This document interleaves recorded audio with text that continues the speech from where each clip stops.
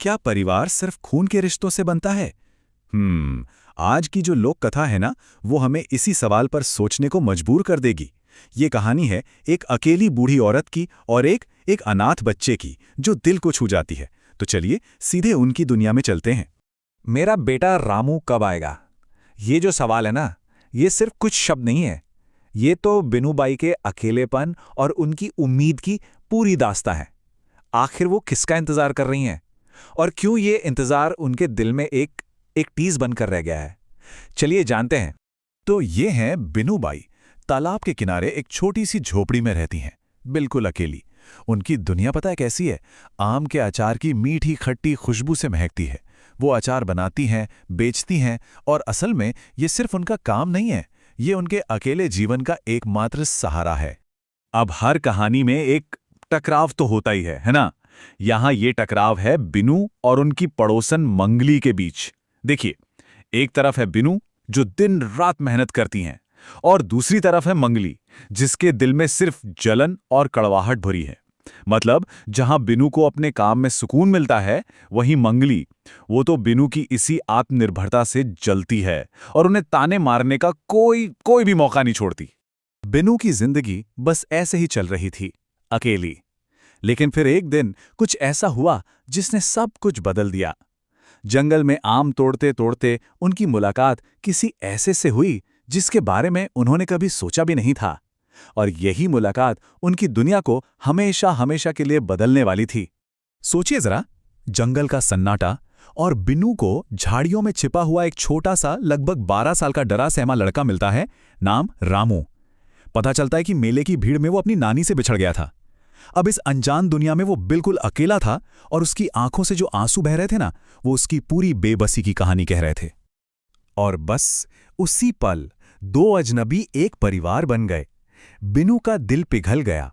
वो रामू को अपने साथ अपनी झोपड़ी में ले आईं, और जब रामू ने उन्हें दादी कहकर पुकारा, तो सोचिए, सालों से सूनी पड़ी उस झोपड़ी में जैसे जैसे खुशी की रोशनी भर गई।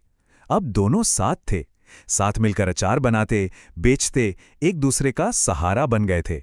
देखते देखते साल बीत गए। उनका रिश्ता और भी गहरा होता चला गया। रामू की मदद से अचार का काम भी खूब चल पड़ा।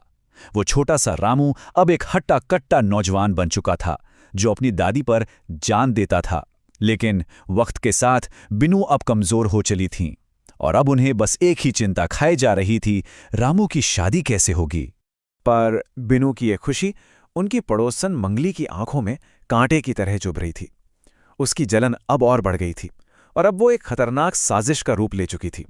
एक ऐसी साजिश जो बिनू की इन छोटी छोटी खुशियों को शायद हमेशा के लिए छीन सकती थी। तो मंगली ने अपनी चाल चल दी। वो दोस्ती का एक झूठा मुखौटा पहनकर बीनू के पास पहुंची, और रामू के लिए एक कहने को तो एकदम सीधी साधी संस्कारी लड़की का रिश्ता सुझाया। बीनू को पहले तो थोड़ा शक हुआ, लेकिन मंगली की मीठी मीठी बातों में वो आ गई और शादी के लिए हां कर दी। बेचारी, उन्हें क्या पता था कि ये मंगली के एक बहुत खतरनाक खेल की बस शुरुआत थी। और बस शादी होते ही मंगली ने अपना असली जहर उगलना शुरू कर दिया। वो हर रोज नई बहू के कान भरती, उसे बताती कि बिनू कोई सगी रिश्तेदार नहीं है, वो तो बस घर पर एक बोझ है। और धीरे धीरे मंगली के ये झूठे शब्द जहर की तरह बहू के दिलो दिमाग में उतरने लगे, और बिनू के लिए उसके मन में नफरत पैदा होने लगी। और फिर आखिरकार वो दिन आ ही गया, जब धोखे ने अपनी सारी हदें पार कर दी। हुआ ये कि रामू घर पर नहीं था, और बस इसी मौके का फायदा उठाकर मंगली की बातों में आई बहू ने अपना असली रंग दिखा दिया। बिनू का जो अपना घर था ना, वो उनके लिए एक जेल जैसा बन गया। कहानी का सबसे दुखद मोड़ वो तब आया जब रामू को काम के सिलसिले में कुछ दिनों के लिए दूसरे गांव जाना पड़ा। वो तो इस पूरे भरोसे के साथ गया था कि उसकी पत्नी उसकी प्यारी दादी का अच्छे से ख्याल रखेगी, लेकिन उसे बेचारे को क्या पता था कि उसकी पीठ पीछे उसी के भरोसे का गला घोटा जा रहा था। रामू के जाते ही बहू का असली चेहरा सामने आ गया। बिनू को ताने मारे जाने लगे, उन्हें कई बार भूखा तक रखा जाने लगा। दिन भर बस बैठी रहती हो, काम तो कुछ करती नहीं। सोचिए, ये शब्द रोज रोज उनके दिल में किसी तीर की तरह चुभते होंगे। उनका अपना ही घर उनके लिए एक नर्क बन चुका था। और फिर क्रूरता की सारी हदें पार हो गईं। एक दिन बहू ने चीखकर कहा, निकलो यहां से। बस ये सुनकर बिनूबाई का दिल जैसे टूट ही गया। उन्हें उसी घर से बाहर निकाल दिया गया जिसे उन्होंने खुद अपने हाथों से बनाया था, अपने प्यार और मेहनत से सींचा था। उस वक्त वो कहाँ जाती, क्या करती? घर से निकाली गई बीनू बिल्कुल अकेली, बिल्कुल बेसहारा थी। नदी किनारे बैठकर उनके आंसू रुक ही नहीं रहे थे। लेकिन उन्होंने हिम्मत नहीं हारी। पत्तों और लकड़ियों से एक छोटी सी झोपड़ी बनाई और अपनी जिंदगी चलाने के लिए फिर से अचार बेचना शुरू कर दिया। ऐसे ही कुछ महीने बीत गए। फिर एक दिन रामू घर लौटा।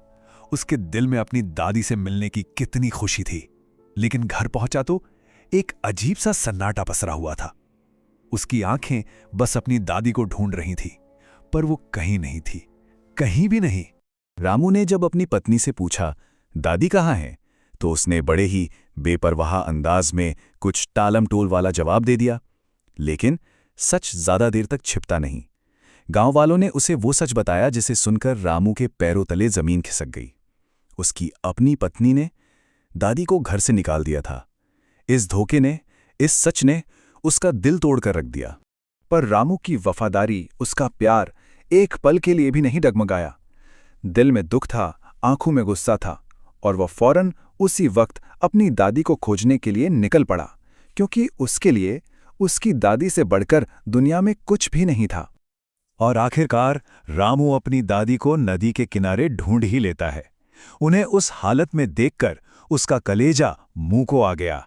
लेकिन अब वो पूरी तरह ठान चुका था। वो उस अन्याय को ठीक करके रहेगा जो उसकी गैर मौजूदगी में हुआ था।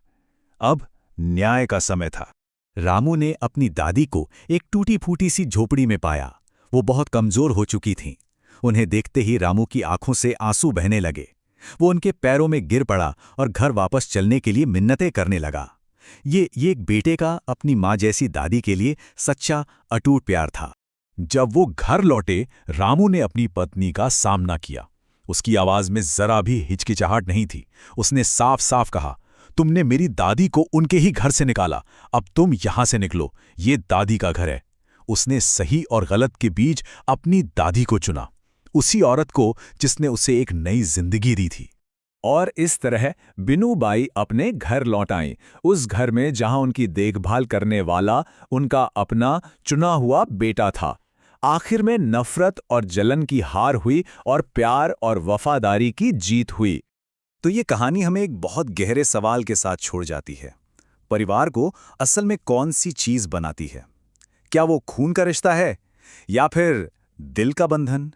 रामू और बिनू की कहानी तो यही दिखाती है कि कभी-कभी दिल से बनाए रिश्ते खून के रिश्तों से भी कहीं ज्यादा मजबूत, कहीं ज्यादा सच्चे हो सकते हैं।